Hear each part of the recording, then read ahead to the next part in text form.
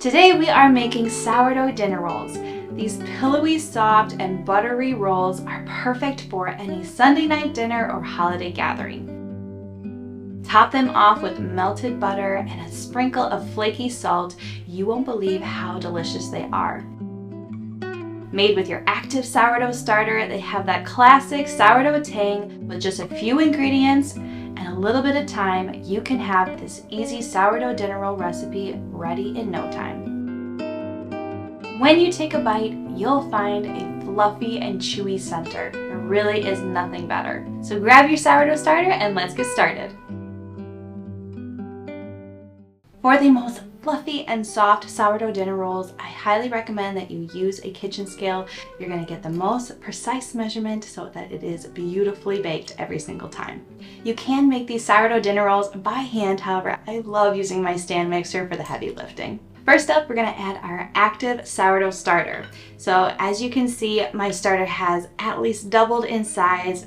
It is bubbly all throughout. If you're looking on the top, it's no longer domed, it's really flat and it looks like craters on the top. That is a sign that your starter is at its peak and it's ready to use. To the bowl, we're going to add 200 grams or a heaping cup of active sourdough starter.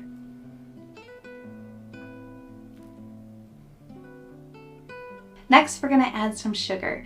The sugar gives the rolls just a hint of sweetness, but it also makes the dough nice and tender. So let's add 24 grams or 2 tablespoons of sugar.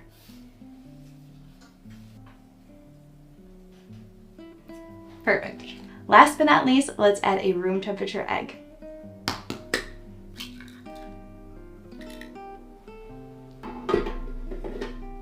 We're going to mix this on low for about a minute until everything is incorporated.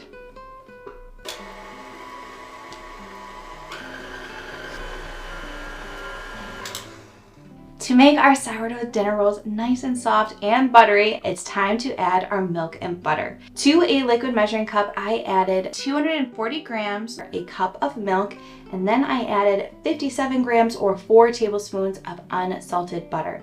I heated it up quickly into the microwave so that it's nice and warm and the butter is melted. But be careful here. You do not want your mixture to be warmer than 110 degrees. If it is hotter than that, it can potentially kill your sourdough starter, which will prevent your dough from rising. That's why I love using an instant read thermometer. That way I can always check to make sure the temperature is just right. While your stand mixer is mixing on low, we're going to slowly pour in our milk and butter.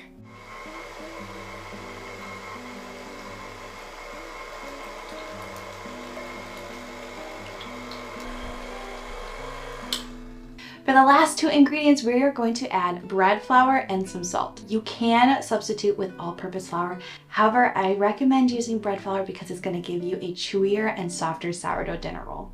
To a bowl, I'm going to be adding 450 grams or 3 3/4 cups of bread flour. Now, especially when it comes to measuring your flour, this is really critical to use a kitchen scale. If you add too much flour to your sourdough dinner rolls, you're going to end up with a more dense dinner roll. So if you do not have a kitchen scale and you are measuring using cups, make sure that you fluff the flour and then spoon it into your measuring cup. That will give you a more accurate measurement. Last but not least, let's add some salt. We're going to need 9 grams or 1.5 teaspoons of salt. Give that a little mix here.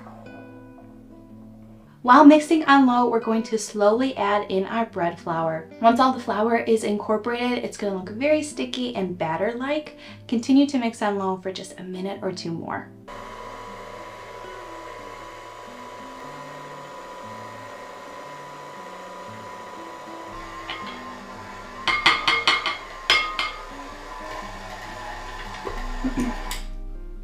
I'm going to stop and scrape the sides of my bowl just to make sure everything is included.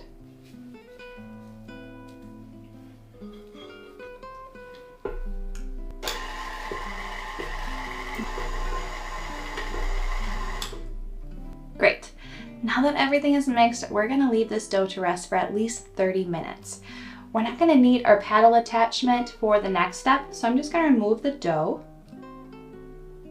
So just to show you the dough really quick, after everything is mixed, it's going to be very sticky and look like a thick batter. To prevent the dough from drying out, we're going to cover our dough. I like to use this beeswax cover from Nectar and Nest. You can use a shower cap or plastic wrap. Once it's covered, leave to rest for at least 30 minutes.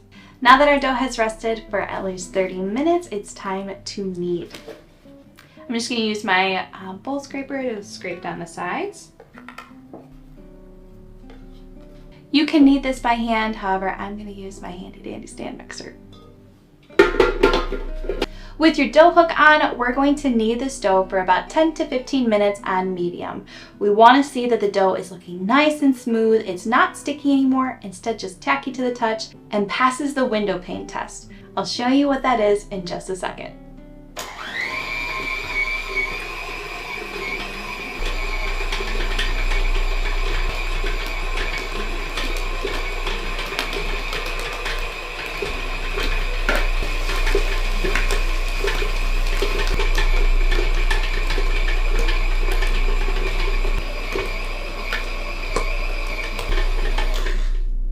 This dough is just kneading for about 12 minutes and she is looking beautiful.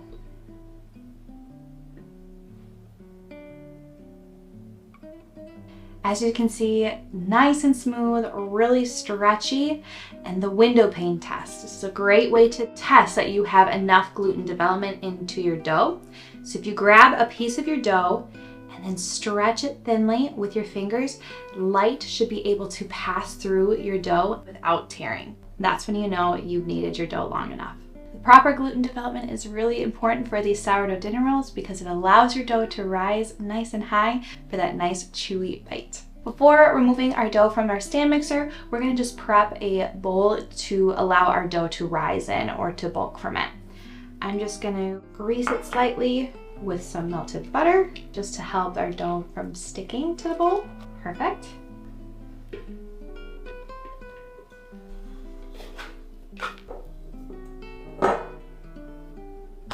Look how beautiful this dough is. It's not sticky and it's nice and smooth. These are going to make delicious sourdough dinner rolls. With that, we're going to place our dough into our prepped bowl here, and we're going to leave it to bulk ferment. In my 70-degree kitchen, that roughly takes around 3 to 4 hours. For the bulk fermentation, you want the dough to double in size and have a beautiful dome top. To help speed up this process, you can always pop it in a warm toasty spot, for example, in your oven with just the light on. To prevent the dough from drying out, we're going to cover it and leave it to rise. All right, our dough has finished its bulk fermentation and it's ready to be shaped. Just before shaping our sourdough dinner rolls, let's prepare our baking dish. I'm using a glass 9x13. I prefer using glass and ceramic over metal so that my sourdough dinner rolls has a nice soft exterior. I'm just gonna grease my baking sheet quickly with some butter. You can use some cooking spray if you prefer. Now to shape our sourdough dinner rolls. As you can see, after our bulk fermentation, our dough has doubled in size. It has this beautiful dome top. She's ready to go. Before removing our dough from the bowl, we're going to punch it to remove all the air bubbles.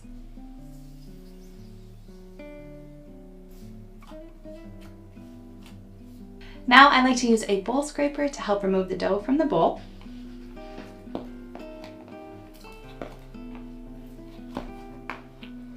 This really is such a beautiful dough to work with. So smooth, it's not overly sticky, it's just great. You can lightly dust your countertop with some flour if you'd like, but it's not necessary. For my 9x13 baking dish, I like to make 15 sourdough dinner rolls. So we're gonna divide the dough evenly. If I measure my dough as a whole, it's measuring just under 1,000. So that's gonna get us about 66 grams per dinner roll. So with that, I just like to use a bench scraper, cut off a section. Oh, so close. 68. And there we go. You don't have to measure each roll exactly, but it does help for even baking. Continue on with the rest of the dough.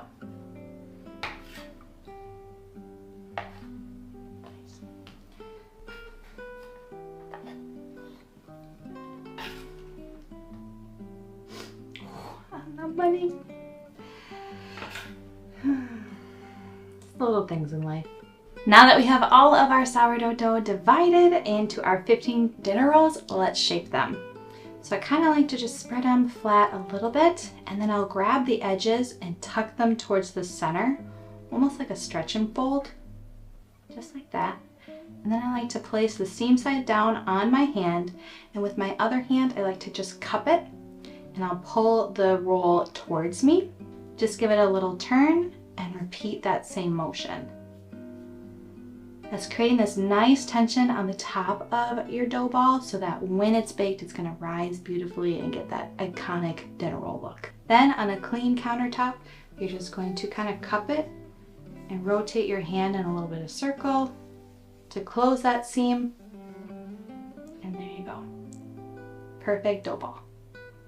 Place that in your prepared baking dish and repeat with the rest of them.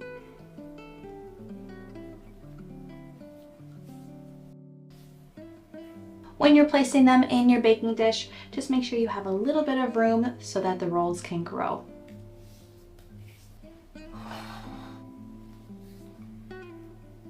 And there we have it. Now we're going to leave our sourdough dinner rolls to rise for the second rise.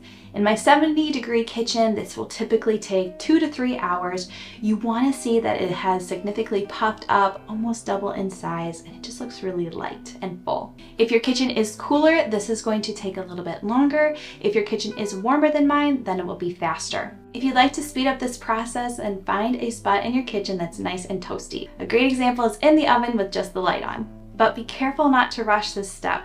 It's very crucial in order to get nice, soft, and fluffy dinner rolls. If you bake them too soon, your rolls will be dense. If you prefer to bake these sourdough dinner rolls the next day, cover up the shaped rolls with plastic wrap and place them in the fridge overnight. The next day, pull them out, let your rolls rise, and bake when desired. These are gonna be so good. So cover the rolls and leave them to rise. As you can see, after our second rise, our sourdough dinner rolls are looking fabulous. They've puffed up, almost doubled in size, and they are filling out our baking dish. So those are clear signs that our sourdough dinner rolls are ready to bake. While we do our last step before popping them into the oven, preheat your oven to 350 degrees. For a little help of some browning while our sourdough dinner rolls bake, we're gonna top them off with a quick egg wash. For this egg wash, all I did is added an egg with a splash of milk and give it a little whisk. We're going to just lightly top the sourdough dinner rolls with this egg wash. Again, this will just help the tops of our bun get that nice golden brown color.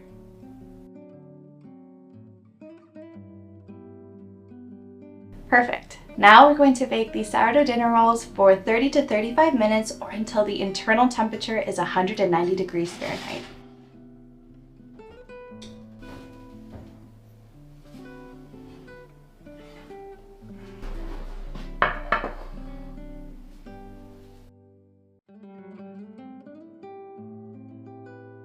And just like that, you have the most delicious sourdough dinner rolls. Baked up with the perfectly golden brown tops, they are incredibly soft and fluffy in the center. We love enjoying these dinner rolls fresh out of the oven with a slab of butter. There's really nothing better. It's a staple dinner roll for all of your Sunday dinners or holiday gatherings. I love serving them with a comforting bowl of veggie soup or your favorite stew. But if you're craving something more sweet, spread on some of your favorite jam for breakfast or turn them into some delicious sliders. The possibilities are endless.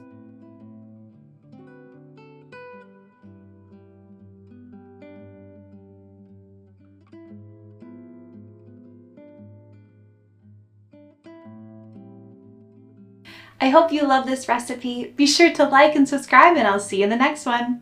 Bye!